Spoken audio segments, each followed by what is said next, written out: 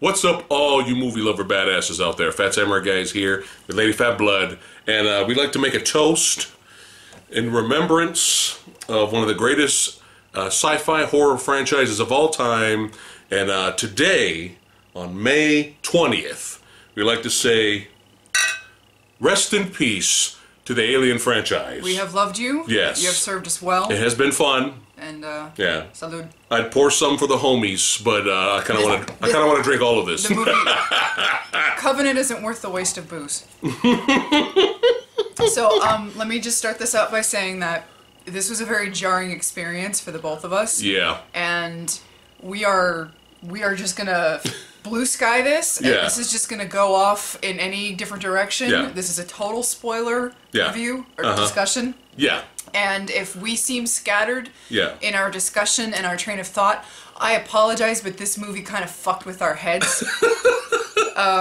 So having said that... Hold on, before we get started. Just having said that, yeah. Go ahead. Cheers again. We'll always have the first few movies to go back on. So, again, this is spoilers, because we don't... It's not worth it. It's not worth doing a regular review and then putting up another video with spoilers. We just don't care. We do not care, so just want to let you guys know. So, big, huge, gigantic Alien franchise fans. If you watch our, I'll put a link at the end of the video of our Alien film discussion. We talk about the first couple of movies. So if you guys get some fun out of that. But we have two shelves, okay, two. I might show you afterwards. Well, I might have to. I might have to show you our 27 by 40 inch poster for the film Aliens. Yeah. We have two shelves dedicated to just Alien statues and figs. We have the Alien quadrilogy on both DVD and Blu-ray. Yeah, we have Aliens poster, the second film, up on the wall right here representing. So we're huge fans, okay? This movie was a mess. It was a mess, and go ahead. All right, let me try to get the good points out of the way. Yeah.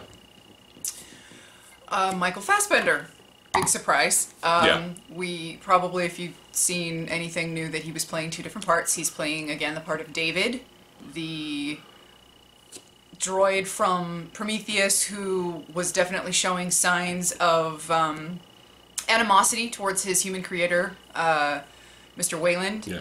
That's a pretty good scene in the beginning of the film. So at the beginning of Covenant, we get another scene with a younger Wayland who has just created David. And right out of the gate, David is already questioning why it is he has been created to serve a mortal and therefore imperfect master in his human, when he himself is immortal, and you can already see him seeing himself as this perfection creation that because of his limitations as a robot, you later figure out that he is probably this is how, okay, a lot of things were open to interpretation with this when it came to David. Something that I pulled out of it was that because David saw himself as a god, but humans themselves can create life. Well, what is it that a synthetic cannot do naturally? They cannot naturally create life. He cannot impregnate a female, and the two of them cannot get together and form a new life form. So he becomes obsessed with creationism because he sees himself as a god. So he ends up getting on this total creationism kick in the film, which we'll get into that later. But he also plays another synthetic named Walter. Now, Walter Fassbender, I love you, sweetheart, but your American accent is making me giggle, but it's not your fault. It's not your fault. Everybody does it. It's not your fault. When Americans feign British accents, we suck too, so it's okay. Walter is more of he's an upgraded model of David in that he's a little more attentive to humans. He can heal himself quickly. Well, here you go. I'm going off on my tangents. He can heal himself. Let me just put it that. It's a vlog. Who cares? I'll just put it that way. So he's an upgrade in that he's more technologically advanced in that he has these self-regeneration capabilities, but he is an advanced model in that Wayland did not create him, or whoever created him at this point. We don't know when in the timeline. Wayland's already dead, so somebody after Wayland. Well, when Walter confronts David, he tells him, yeah, after you, because you were acting too smart and asking too many fucking questions, being a little bit too human. Yeah. Every model they came out after David, they just took that shit out and so that's how he's upgraded now. Is that technologically he's a little more advanced, but he still has the programming that David has in terms of the awkward flute scene. Yeah, that we'll talk about later. Yeah, he has this in him, but he doesn't have that desire to create and that desire to question the humans. He is there as a service droid to attend and to look after the humans, which is what David was intended to do, but David was too smart. And so David went off his own protocol, and he basically wrote his own path in his life. So Fassbender did a really great job of portraying both David and Walter. With some of the cinematography, you do get this scope of isolationism when they land on a planet. They are going to this one planet to colonize it, but they get this distress signal, and so they go off onto this other planet, the alien. Yeah. And, basically this plot, if you guys are still kind of curious of what the plot is basically very similar to Prometheus and Alien. Except you got this group.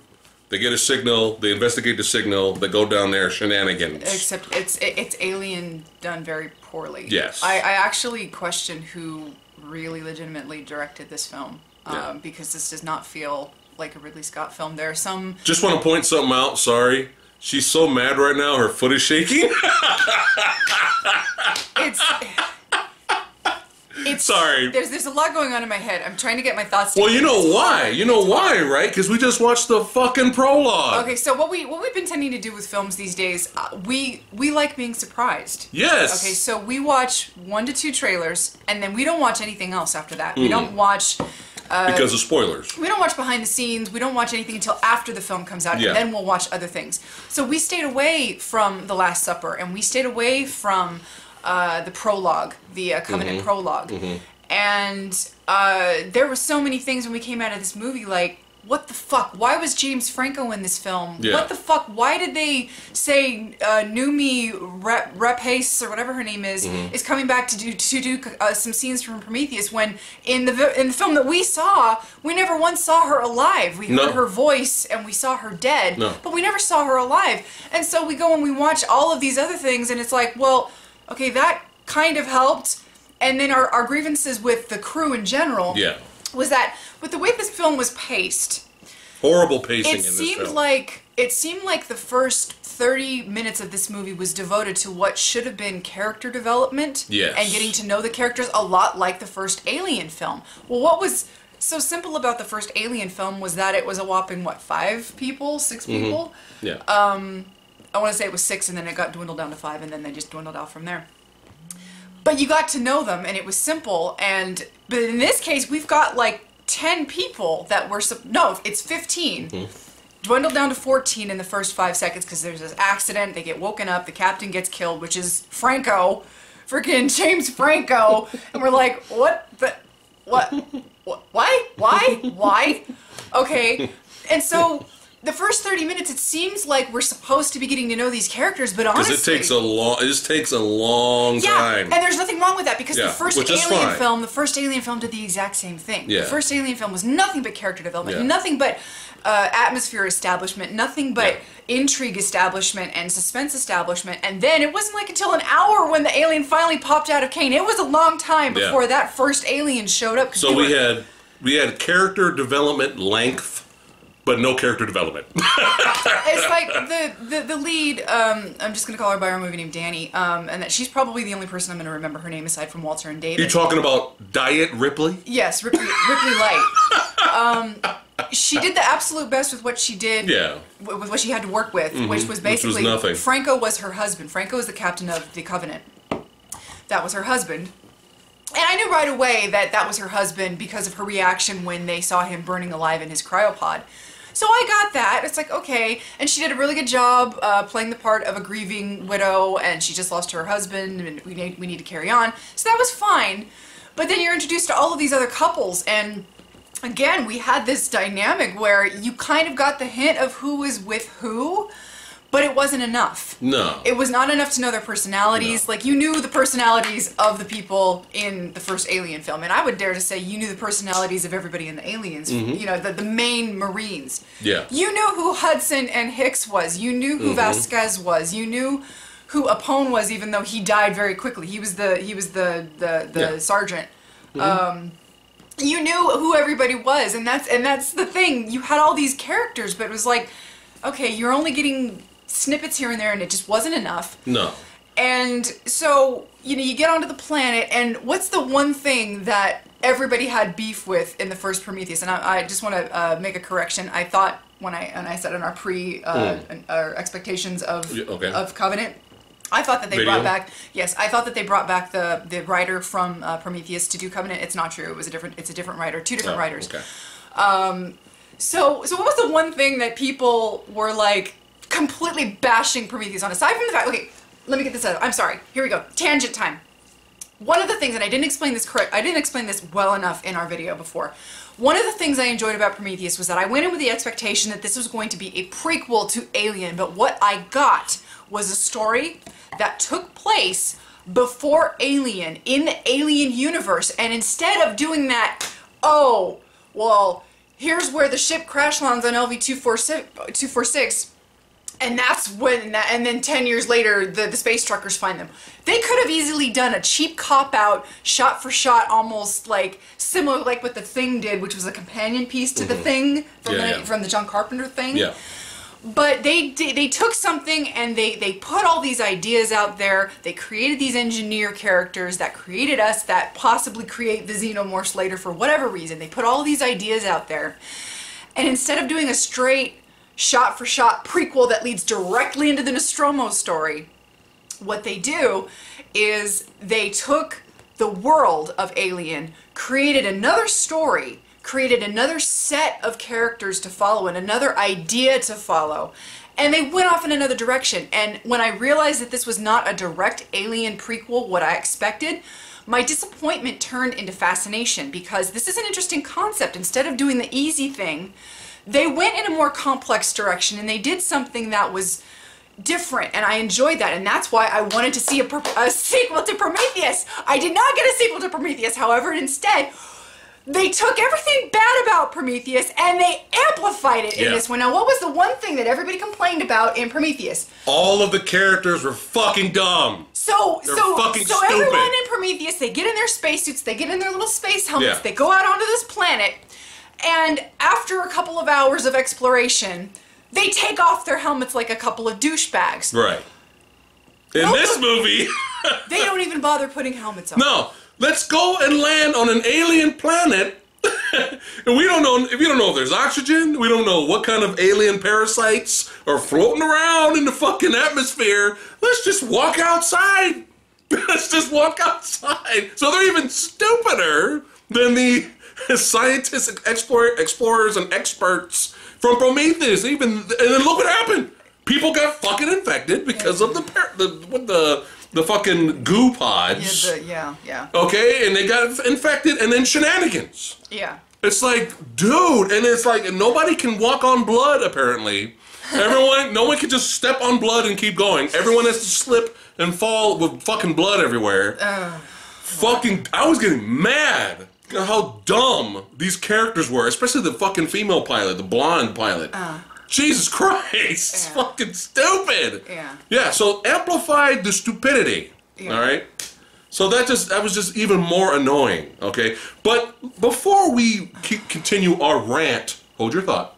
Before we continue our rant on this movie, keep in mind, okay, that we are probably the only two in the entire universe that had problems with this movie. Because everyone else, Rotten Tomatoes, certified fresh. Did you know that this movie was certified fresh? That's what I've heard. Every trailer and everything that's out there is certified fresh. Did you know that? Somebody gave this movie... Hey! Somebody gave this movie a B. Certified fresh. A B. A B? A B. Someone gave it a B. The guy that usually gives movies that annoys us an A-. He gave this movie a B, huh? Oh my god!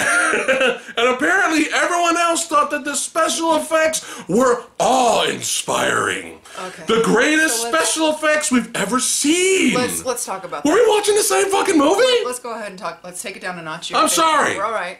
We're okay. Watching the same movie? Let's take it down a notch and let's talk about that. So some of the visuals, what I think They're fine. What I think they did do a good job of was the world that they land on, that they received this distress signal. It did look isolated. It was very atmospheric in that, yes, it was very quiet. It looked good. It was very beautiful to look at. But shot one, where we see our first alien burst out of one of the humans, I knew we were in trouble. The very first shot of our first CGI alien, and it was not up to snuff by any means. And I know that Prometheus did a blend of practical and CGI. It looks so much better. And it does look better. It looks a million times better. In my opinion, there were blobs. Yeah. There was a squid blob that came out of Numi in Prometheus, and in this, it's nothing but CGI, and it all looked really kind of I don't want to say shit, but it was subpar for a Ridley Scott. For a Ridley Scott movie, come on. 2017 Alien film. The CGI was not attractive. No. And there were some shots where it was downright bad. Yeah. By the time shots it looked decent of the alien, but majority of it, it's not great. By the time we get our actual xenomorph, because what we find out. Okay, never mind. I'll tell you what we find out later. We have different stages of xenomorphs in this. We have the teeny tiny xenomorphs that burst out, and they're white, like the engineers. People are calling them proto-morphs. And then we get a proper-ish, closer to the xenomorphs that we know. And even later in the movie. Yeah, and when you get your first xenomorph, because okay, Focus. Okay, it starts with spores from the goo. David has been, in his quest for creation, David has been experimenting on this planet with the goo from the engineers. And what he has been, you see in different scenes where he's got all these bug displays, and you just see he's got this little like cave set up where he's got everything. He became kind of a zoologist, if you will. In his quest to create new life with this goo that morphs current life into something else, or it kills it. Yep. Well, it usually kills it because it creates something else. He ends up creating these spores that infect people, and something comes out of them. Okay, so we have two of the colonists that something comes out of them, and they're these little white, proto-morphs, whatever you want to call them. And they do grow very quickly. The gestation in this film for the aliens is ludicrous. It's like 8 minutes. They went back to Alien Resurrection, where it could be at any time, where you start to get the aliens popping out of you.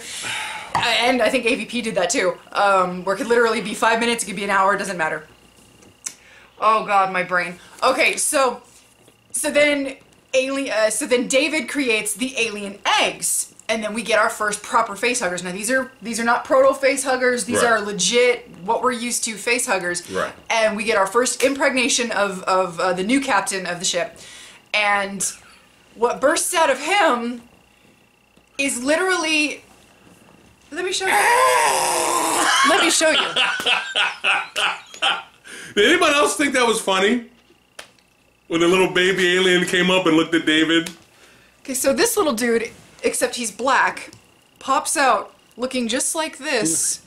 And then David puts his hands up as if to say, "Oh, hi!" And the alien goes... But that's the thing. He looks like this. He doesn't look like the baby alien that you see pop out of Kane. He looks like this. And he's going, "Oh, hey! Hey, how's it going? Hey, God! Thanks, buddy!" So that was jarring to say the least. Awe-inspiring! So, and it didn't look great. Again, it didn't look great. And so by the time we get the xenomorph fully grown, he's all CGI, and a lot of the way that the CGI was filmed when they're attacked, like when any of the xenomorph or protomorphs or whatever, anytime they're attacking the humans, it's very quick. Yeah. It's very shaky. Yeah. It's not something that's easy to follow with the eyes, and so what should be gory I found to be very unimpressive. I was not impressed by the gore in this film at all. I was. Okay. That's one of the things that I really wanted out of this movie, because we're back to rated R. I wanted some really good kills. I thought some of the kills were good, especially the tail whip. Just whoosh, there goes the guy's face.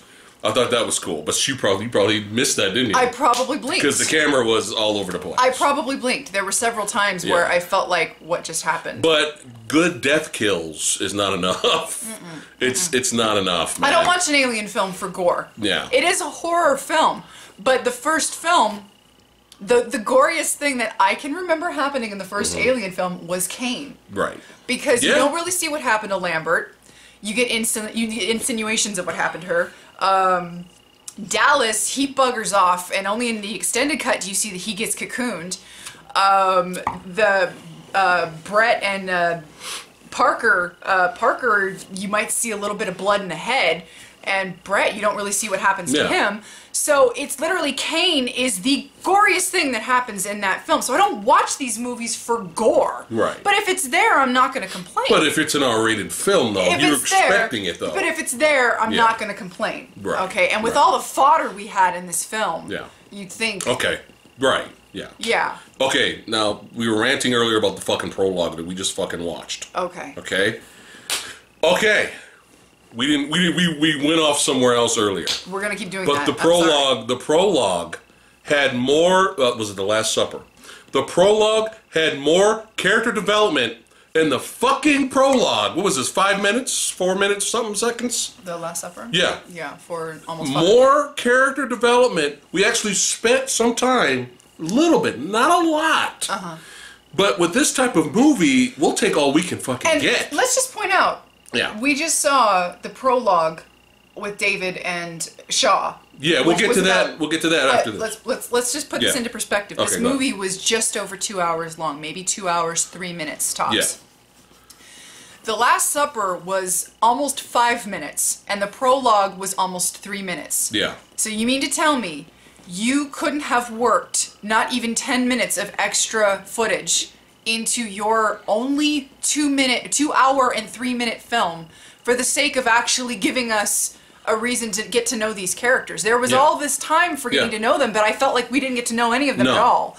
So I feel like on that level, this movie completely, utterly failed. Oh, epic fail. With and if this is the fucking future, if this is the future of filmmaking, fuck this shit. No, if you want to create extra scenes or extra, oh well, that was kind of cool. That's what extended cuts are for. Companion piece scenes that do not affect the movie but enhance it, then fine, that's fine. But when these scenes should have been in your fucking movie, but they're on YouTube, fuck this. No. This should not be the future of filmmaking. No. Oh well, then you should have watched YouTube. Fuck that. No, we're judging this as a movie on its own, and there was more character development in this fucking prologue than in this. And we kind of knew a little bit. We kind of knew who was married to fucking who. Yeah. Whose spouses was who. I didn't even know there was a fucking gay couple in this movie. Yeah. So, and if you're there's a gay couple. Yeah. So if you're gonna say that this is okay, but comic book films that put too many Easter eggs into their movies because, well, you should be reading the comics, well, then you need to shut up about that. I don't believe that I should need to go read a comic book to understand all the references in Batman vs. Superman. Okay? Dude. It doesn't work that way. You have to judge a movie on what the movie gives you, not on what the supplemental materials are out there. And I'm not going to sit here and watch little snippets of YouTube videos here and there when that footage should have been in the fucking movie. Yeah. Elizabeth Shaw was never once seen alive in this movie. And that was a slap in the face to the whole point of her character in Prometheus. The whole point of her character in Prometheus, by the very end, was, I discovered these engineers, I know they created us, and I know they were coming back to destroy us. I want to know why we are going to their home planet. And fuck that. Nope. It doesn't even happen. Nope. The next time we see Elizabeth Shaw in Covenant, she is dead. Yeah. She is stone cold dead. Now, I have an interesting theory on this, and again, this is all being pulled straight out my backside theory. Before you go into your theory, include the prologue part too. All right, so the prologue, the dialogue from the prologue is actually in the film. The dialogue is, but the footage, most of the footage, is not. David is talking to Walter about what happened to Shaw. And in the prologue footage on YouTube, you see Shaw. She's got longer hair because this takes place a long time after Prometheus. The end result is 10 years after Prometheus, but oh yeah. Woo! I'm winning, by the way. Mine's bigger. So anyway, hey! So, okay, so in the prologue you see Shaw, who's an archaeologist, putting David back together, but I guess he's instructing her how to do it. Right. So the last thing you see of Shaw Which would have been nice to hear that in the fucking movie. Well, all you hear is that David says, "She put me back together. I'd never known such kindness from..." But he doesn't say, "I instructed her yeah. to do..." You had to see it in the prologue footage. Fuck. Anyway, so you see all of that, and then the last thing you see of Shaw is she's going to sleep in the cryotube because it's going to take a while for them to get to the planet. And David's like, I'll wake you up when we get there. And that's the last we see of her alive. And then you see them landing on, not landing, but getting to the planet with the engineers. And again, because David's gone a little mental, he has a god complex and he keeps quoting the speech of Ozymandias. And my theory of David and why he does what he does is that he is becoming God. Mm-hmm. So he's destroying the gods. Mm-hmm. The gods who created humans, the humans created David. He is now destroying the gods mm-hmm. for all, you know. Did you guys, I want to ask the makeup people for Covenant really quick. Just come here. Did you guys see what the engineers looked like in Prometheus? I want you to know something.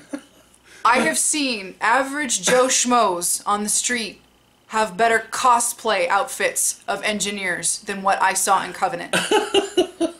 They got a bunch of people to shave their heads, gave them big noses, and painted them white. They looked like Brain Guy from MST3K, essentially. Hey, anybody remember that movie Powder that came out a long time ago? Yeah, they look like fucking powder. These were some of the ugliest, most unimpressive, not godlike looking engineers. Yeah. I cannot believe. No Greek god bodies. We had dad body engineers. Anyway. I can't believe what the engineers look like. But anyway, so the end of the prologue is Fassbender David doing his Ozymandias speech, dropping all the goo onto the engineers below. And you see that in the movie, which is fine, but the question is ambiguous. Why, when Shaw wanted to ask everybody what had happened, why did David kill the engineers? Which, if you go off of Alien, the first Alien logic, that can't be the whole planet of engineers. I keep almost spilling my booze. Mm-hmm. It can't be the whole planet of engineers because... I'm helping. Anyway, okay, there's a lot of theories going on. I'm going to scrap whatever I just said. Never mind. It doesn't matter. But why did he kill the engineers when Shaw specifically was like, wait a minute, I want to know why y'all were coming in here to kill us? And there's a lot of theories on why the engineers were coming back to kill the humans. There was a theory that one of the engineers stayed behind as Jesus, and we crucified Jesus, and so they were coming back as revenge for killing their god. That's one of the theories. Mm-hmm. Another theory is that we were created and we were deemed a mistake, and so they wanted to eradicate us just because they could. They created us because they could, and they didn't like us, and so they want to destroy us because they could. But we'll never know now. So what really got to me was, so David he destroys the engineers, and then he starts experimenting with the goo and with all these life forms. Now you can assume that there are different life forms on this planet, because why not? And you see all the bugs and you see all the different specimens that he's got in his little cave. And so he starts creating these proto this and proto that, and you know he's obsessed with creationism. And the next time you see Shaw, David tells Walter that Shaw died in the crash. the ship that they were carrying had this massive weapons payload, and he accidentally killed everybody that was on the planet, and Shaw died in the crash. Well, that was obviously a lie. We find out, inadvertently or perhaps on purpose for the sake of creationism, David killed Elizabeth Shaw. Now, I have a theory, and it's probably completely just because my mind is trying to make sense of the nonsense that we watched. As I said, David creates the alien eggs, which creates the face huggers. Mm-hmm. He's trying to create a more refined order in which the species he is creating can survive, because as it is now, you have the spores, they infect the host, and it pops out of the host, but it's random. It seems like it can be, you know, whatever. So he's trying to refine the process, and so he creates the eggs create the face huggers create the impregnation creates the proper alien that is now what it is. Well, when you see Shaw next, she has been completely gutted out. Huge crater. There's just nothing. Huge. Her stomach, her chest, everything is gone, and you see her head, and you see all of these alien growths coming out of her head, almost like she was morphed into a hybrid. So my theory as of right now is that, amongst the 5 billion theories, because we didn't get any fucking answers, David somehow created the first alien queen in Elizabeth Shaw, and the eggs came from her, and eventually we will get a xenomorph that becomes the next queen. Yeah. Don't ask me how the fuck that's gonna happen, because we'll probably never know. I'm probably pulling this directly out of my fucking a-hole, and it's probably bullshit. But this is what my brain is trying to do to comprehend all of this. So that's my theory, is that, and that's my second theory. Yeah. David admitted to loving Shaw in his own way, because you find out that Walter loves Danny in his own way. But Walter doesn't admit it because he doesn't have feelings like that. But David's like, why not? You know, da-da-da-da. So I think David, because he can't create like humans do, he created with Shaw, the woman that he loved, this new life form. And I think the movie's trying to be deep with all of this. I don't know. It could be way off the mark. I don't know. But that's my running theory about where all of that stands. Do I find it interesting? A speck? Is it what I wanted in this film? Not really. Not really. And we're gonna, because it's too much. Yeah. It's too much speculation. It's too much. Well, when did he destroy the engineers and then wake up Shaw and is like, oops, well, guess what, sweetie? I'm going to be experimenting on you now. Did Shaw put up any kind of a fight? Did Shaw even wake up from her cryotube? Did Shaw even know that any of this happened? Or did he just immediately start experimenting on her and she didn't even know what happened? We will never know what happened to Shaw. Awe-inspiring. Okay. So is that enough of the David and the Shaw story? Before I ended with David, yes. Is that enough of that? Yes. Okay. But let's before we get with the David. I'm not even close yet. I still got shit to rant about. Okay. Do you want to talk about how there was no tension in this film? Yeah. And how there was no tons. horror? There are tons of people. Okay. If you enjoyed this film, fine, but we're still annoyed with a few things, and I think a lot of people are going to enjoy this. Oh yeah, everyone loves this movie. Did you know it was certified fresh on Rotten Tomatoes? Did you know that? So the thing is there's people out there saying that this movie was scary as all hell. Fuck that noise. There was tons of tension, and I was on the edge of my seat. These are actual quotes from legitimate sources. Not once were we scared or like, or creeped out. Not once. I guess that scares people. I guess that qualifies. I guess that makes the movie the most scariest movie of all time, apparently. There's a GIF for you guys out there. You want to create a GIF? Yeah, there was so much tension. I was scared and I was on the edge of my seat. And were we watching the same fucking movie? I guess. And back to the fucking prologue. What I was trying to say before we went off somewhere else was that you didn't get a chance to know anyone compared to the fucking prologue. Okay. The Last Supper. The Last Supper. Yeah. All right? So when people were fucking dying in the movie, you didn't give a shit because you didn't know who the fuck it was. Anybody could have played anybody. And you didn't really even know whose spouse was who. So who was really losing? You knew, but I'm saying you didn't really know everyone's spouse. Like, you know what I'm saying? Like, you knew the captain had the black lady with the blonde hair, if she was black, I don't know. Whatever the fuck. You knew that was his spouse, and you knew that Danny's spouse was James Franco. But everyone else, you didn't really know right away who was married to who. So when they died, you didn't give a shit. Okay? You didn't care. You had to really be paying attention, and when you're in... It's hard to pay attention when you're bored. But that's a good point, number one. And point number two, when you're in an alien world, and I mean alien in the franchise, when you're in that world, you have to get the people in one at a time, and you have to get that shit out of the way really quick. Look at the Marines. I'm going to go back to Aliens a lot. Yeah. Look at the Marines. Look at Alien. In Aliens, in the first Aliens. Well, you had, what I'm saying is you had a lot more characters in Aliens. Right, that's right. You had Hudson, you had Hicks, you had the girl Newt, you had Vasquez, you had not Parker, you had the Paul Reiser character. I can't think of his name right now. You had Ripley, of course. It's funny how you're remembering. But that's the thing. All these characters. You actually remember the characters. Aside from the fact that I've seen the movie like 100 times. Does anybody remember the characters from this fucking movie? But that's the problem, is that when you have a lot of characters, and that's the mistake Alien 3 made, and I will admit that. Alien 3, there is only 4 characters, and I can't give you all of their names. But there's maybe 4 characters aside from Ripley that you can actually remember. That planet had like 50 prisoners on it, but you only really get to know maybe 4 of them.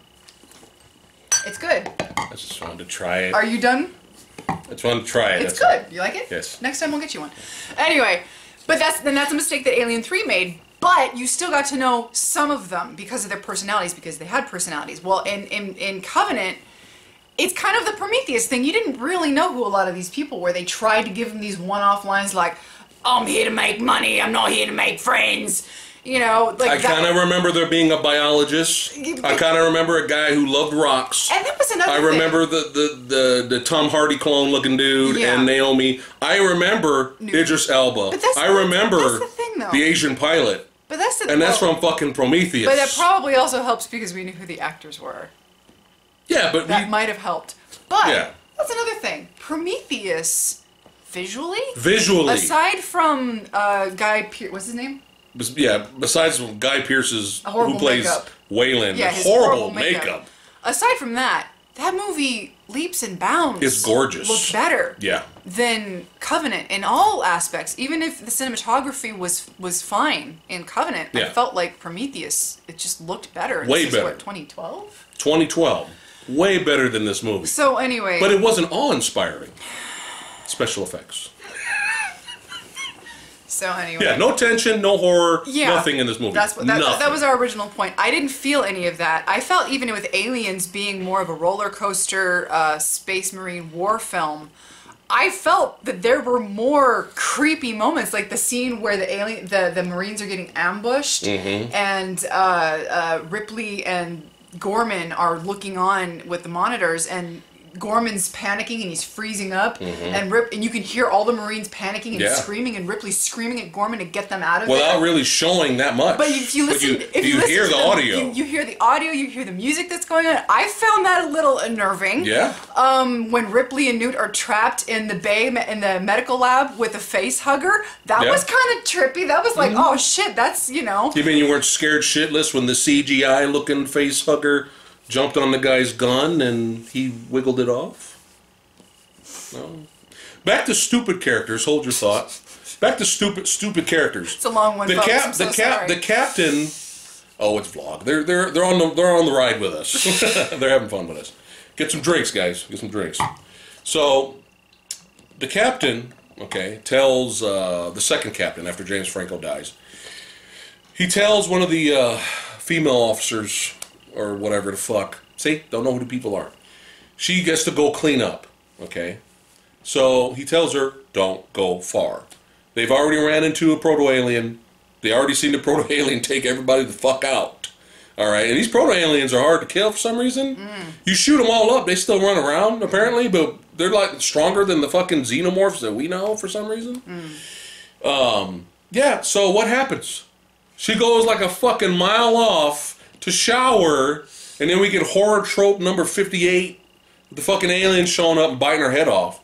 Which you don't really... You didn't really see. Yeah, he kind of just chomps right here, and then the next shot, you see her head floating in the water. Yeah. But she... I mean, what is wrong with... God... Does anyone remember... And it's bad when I have to use Alien 3, okay? But I have respect for Alien 3, the assembly cut now. Yeah, assembly. But it's bad that I have to go back to Alien 3. Does anyone remember when all the prisoners or all the inmates are sitting around having lunch in the cafeteria? People are talking, there's lots of dialogue, and then all of a sudden out of the fuck nowhere, Alien comes down, okay, grabs one of the inmates, bites the shit out of them, and just takes them right back up in it. And everybody, what was it? They're having a meeting. They're having a meeting. That's what it was. About what to do with Ripley. That's what, yeah. Because they know something's out there, but you know they're skeptic, and so it gets the warden. It pulls him up in through the ceiling. Yeah, everybody freaked the fuck out. Okay, that scene right there. That's how you do it. That's how you do it, man. You don't set up from a mile away. Oh, I wonder if that character's gonna die. I mean, come on. Everybody you knew who was gonna die died. And before you get into the, you could call it my way, and the whole there was no surprise. No. And even when the movie tried to give you a fucking what a twist. We seen that fucking mile away with David. Okay, so before we get on with David's final journey is going to be the final rant, right? His final killing what we love about the Alien franchise. I will end the video with that. All right, so obviously, but David, you can talk about the twist. David eventually cuts his hair, and we see him bleaching his hair in Prometheus to suggest that he was brunette when he was created. Was he blonde when we first saw him at the beginning of Covenant? I don't even remember. It was so dark. No, at the beginning of Covenant, where David, where Wayland creates him. That whole maybe. Scene, in Prometheus, you see him bleaching his hair as if he's not really blonde. Okay, because I think he's trying to look like Peter O'Toole or something like that.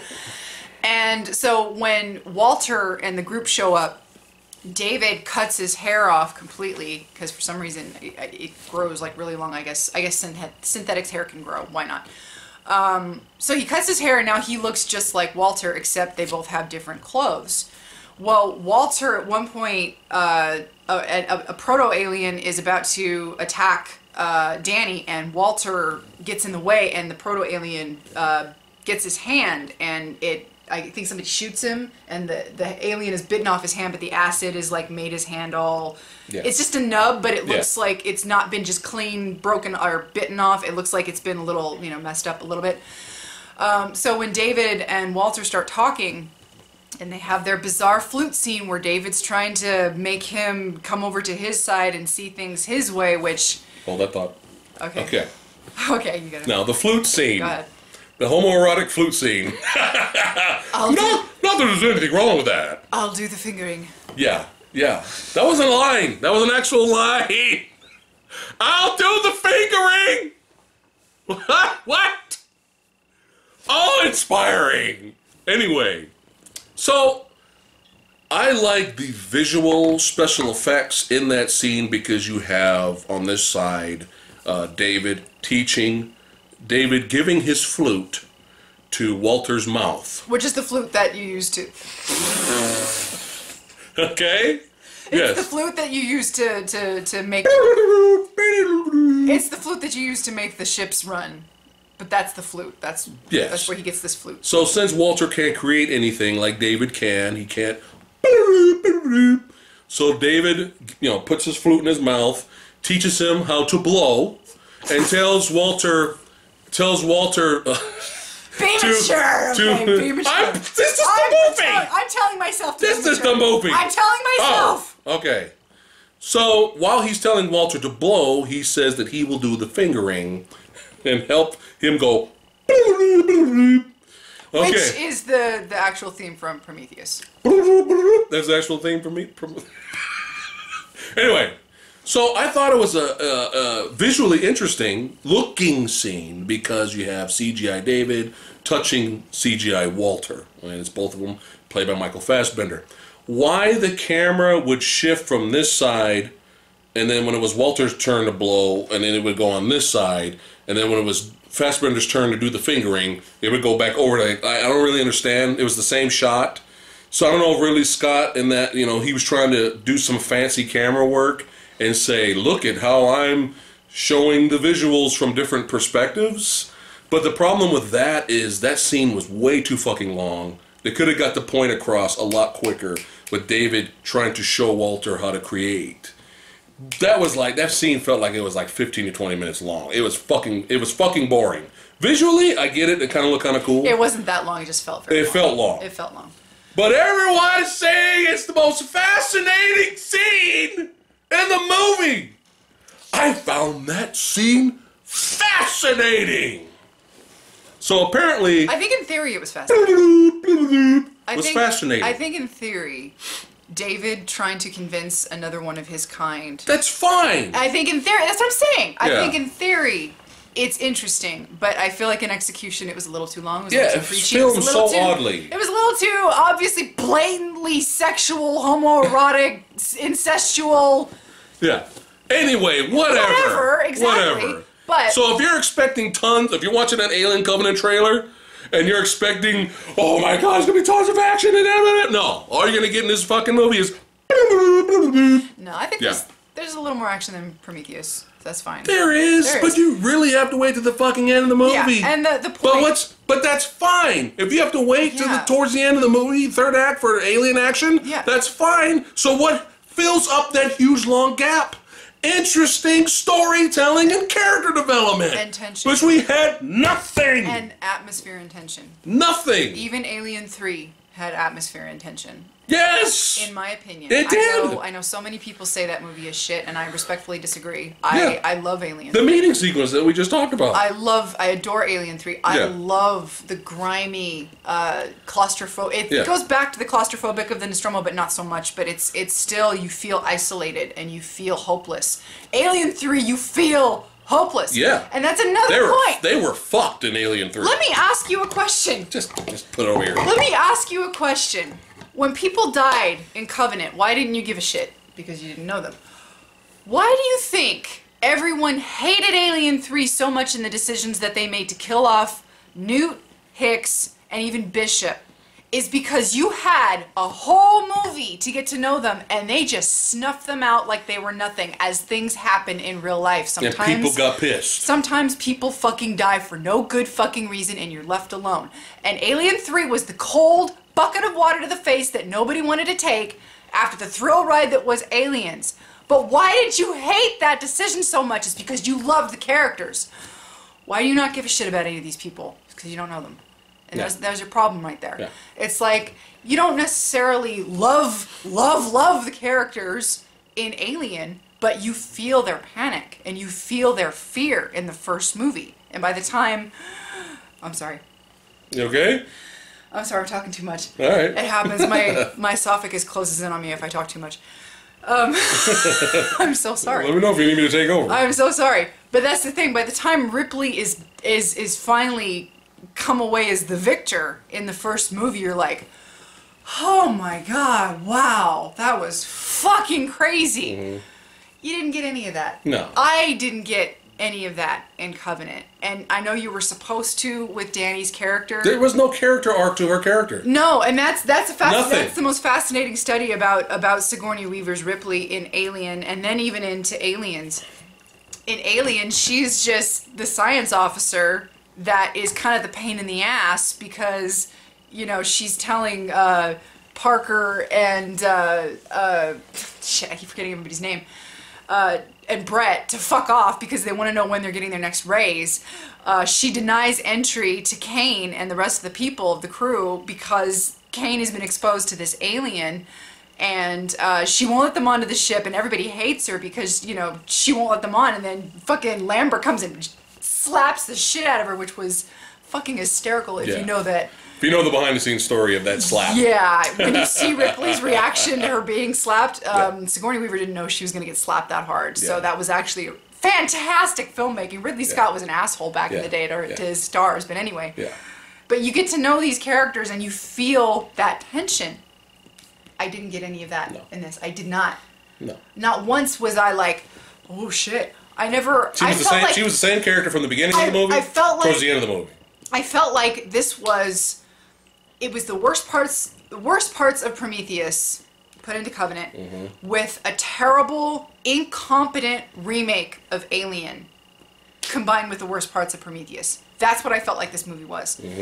And so by the time you got to the whole original point was the David and Walter twist. So Walter never comes around to seeing David's point of view. Walter wants to protect the humans. Walter fights. David thinks he kills Walter by punching like this little bar into his neck, but Walter heals himself up, and you think, oh, Walter's like, you know, a more advanced synthetic. So Walter and David scrap. You have this really bad shaky cam looking fight. They scrap for a few minutes, and Walter, by the end of the scene, has the upper hand on David. And David asks him, you know, whatever. And you see somebody grabbing for a knife. Cut. The next thing you see is Walter in Walter's clothing running up to the ship and, you know, doing whatever, and you have this long scene where it's Walter with everybody, and I'm sitting there thinking, do you think I'm an idiot? Yeah. You really... Right away, we knew it was David the whole time. Do you think I'm a fucking moron? You didn't show anybody dying. You didn't show David killing Walter or Walter killing David. You didn't show anything. You cut away. You've got two droids that clearly look like each other. You've got this scenario... Did you really think that I thought for a second that that was Walter by the end of the film? And they tried to make it this whole big thing because the whole thing was... Dun dun dun! Okay, so Dani and her husband wanted to build this log cabin by the lake that was on the planet they were originally supposed to go to. And she told Walter all of this. And by the time everything's done, the alien's been shot out of the cryo, the space... The alien. The alien... Yeah. Has been shot out of the whatever. Just like all the other fucking movies. Yeah. We can't come up with any new ways to kill the alien. Well, you can't kill them on the ship because they have acid for blood and all that shit. Anyway, so after it's all over and everybody's going to sleep, she's just about to fall asleep and she goes, Walter, will you help me build that log cabin by the lake? And David gives her this look. And all of a sudden, oh my God, she horrifically realizes that it's been David the whole time! Oh my God! She can't do anything because she's in the tube. Because she's being put to sleep. Because they're going to the planet they were supposed to go to. I'm sitting there, it was the end of Space Mutiny. And he wakes up. Yeah. And he said... It was the end of Space Mutiny on MST3K, reference it. Anyway, that was what it felt like. It's like, okay, anytime now you want to reveal this. Anytime now, I'm not, this is not a surprise, this isn't fascinating. Okay. At this point, I feel like you're insulting me. I feel like you don't think that I don't for a second know what you're doing here.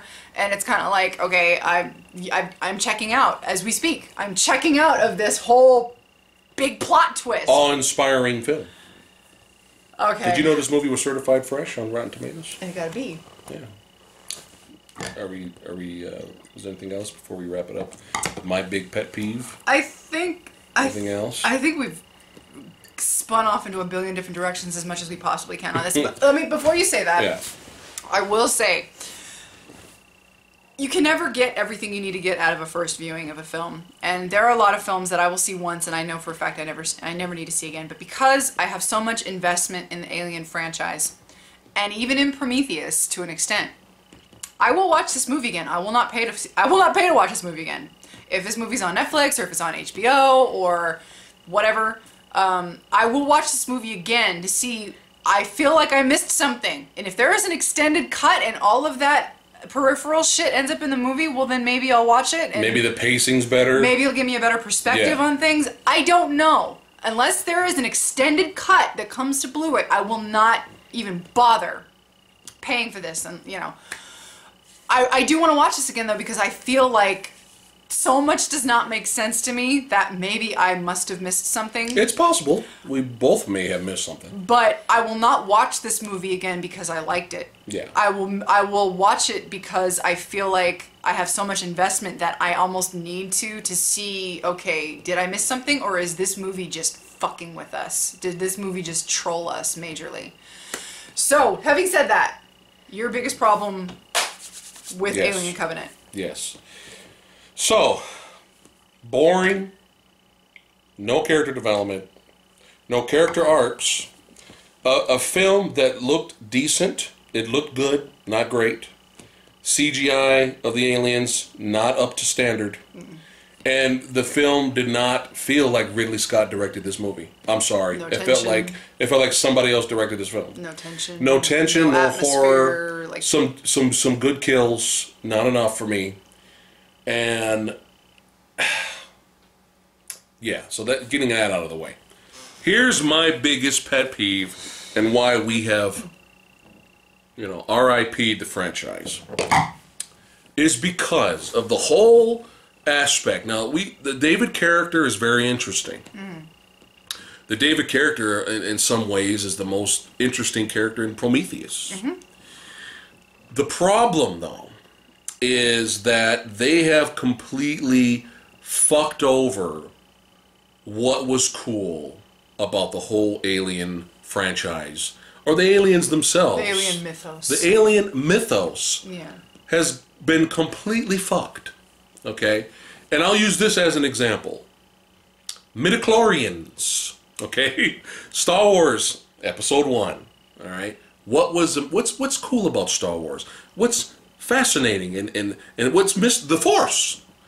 The Force, and why is that? Because you don't really know all that much about the Force. It's a mystical concept. Right, and that's what makes it kind of really interesting and really kind of cool. But George Lucas had to pull a Star Trek, sorry. No. And he was like, absolutely. Nope, all that mystery and what made the Force cool, we're going to fuck all that over, and we're going to create midichlorians. We're going to explain why it is what it is. These little creature thingies. We don't need to know what it is. We don't need to know what it is or why it is. We don't need to know that. Yeah, which took away all of the magic that was the Force. Okay? This movie did the exact same thing. Because what's cool about the aliens? All right? You don't know that much about them. You don't know where they come from. Okay? They're these beautiful, scary as all hell, almost perfect beings, perfect creatures, okay? And they come from the dark. You don't know their origin that much, okay? And in this movie, some random ass fucking droid that plays the that apparently just has emotional issues, and I'm a lot more emotional than all the other fucking androids.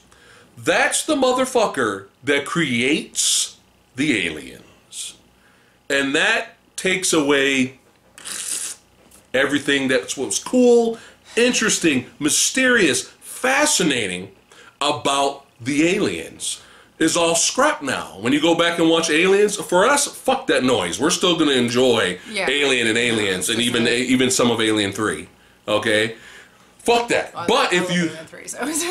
but if you think about it, that really cool, badass, some awesome alien queen sequence from Aliens, all that, well, she just came from a long line of aliens that was created by a random ass fucking android.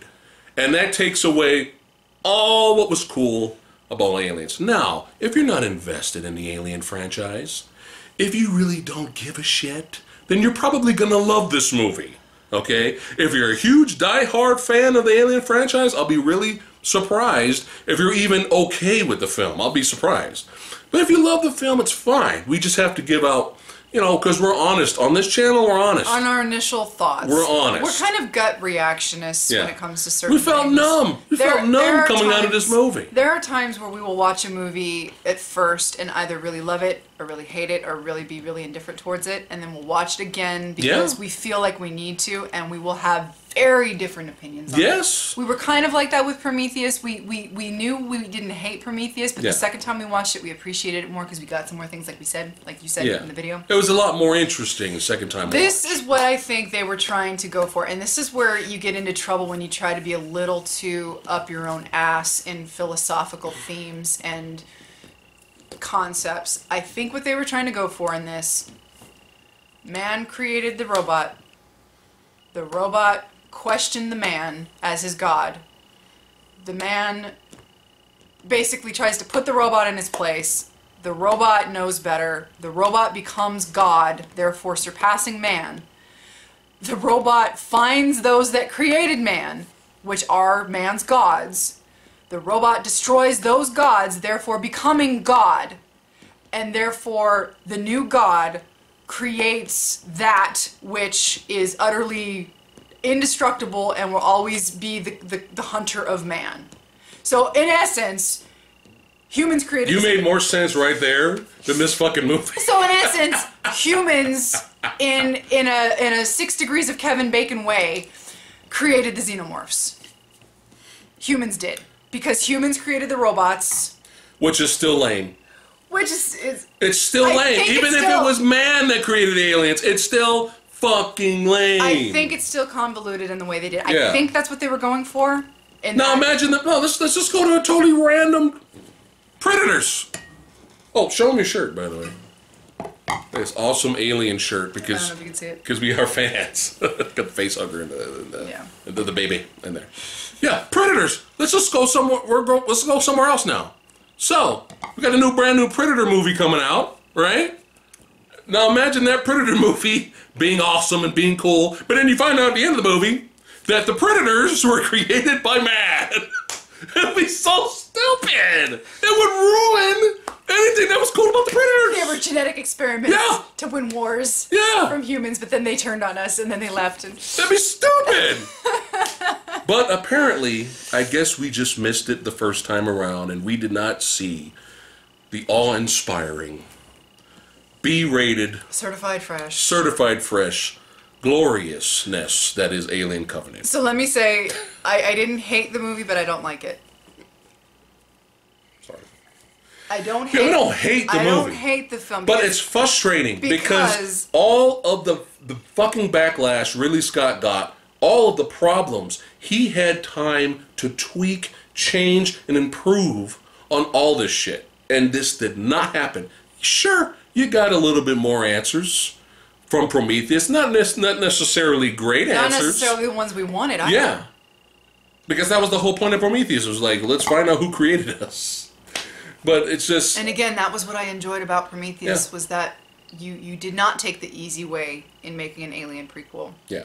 You did something so completely different. It takes place in the alien world, and yeah, these beings possibly created the xenomorphs, but you're going in a roundabout way being involved in the same universe, and I enjoyed that because it would have been very easy to say, oh, well, this is how the spaceship crashed on LV-246, and then they send out the distress beacon, and then, oh, the next thing you know, oh, you see the company. We're getting a distress beacon from a planet that we possibly have xenomorph life forms on. Oh, well, what's the nearest ship in the quadrant? The Nostromo. You know, it could have been something really stupid like that, but they didn't do that, and I respected the movie for what they didn't do, and not taking the easy way and making a prequel. And that was the biggest misconception about Prometheus, that everybody thought it was going to be a direct prequel. Yeah. It was, but it wasn't. It was something that took place before the Alien saga. Here's the Alien saga. Here's Prometheus. This is what Prometheus did. And I liked that. And I was willing to go along with that story, but instead, because Ridley was so keen to make it merge, they did what they did. And so they took, again, the worst parts of Prometheus and a shitty Alien reboot, and we got that. Yeah, so... If you guys, again... I think that's it. I think I'm almost done. Again, if you guys enjoyed the film, please let us, that's perfectly fine, but let us know in the comments below what we missed. Let us know why you liked it. Yeah, let us know why you liked it. I'd love to know why you enjoyed it. We were actually very interested. Yeah. So, and unlike other channels, We do read our comments. We do respond.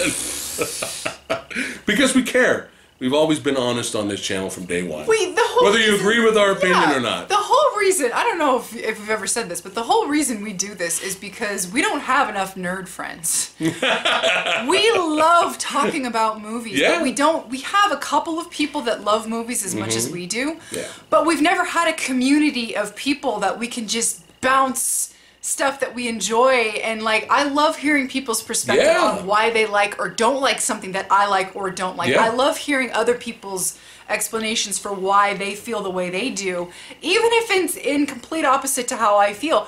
I find it fascinating, and sometimes that will make me see things in a different way, and I'll go back and I'll look at something and say, okay, I can understand that.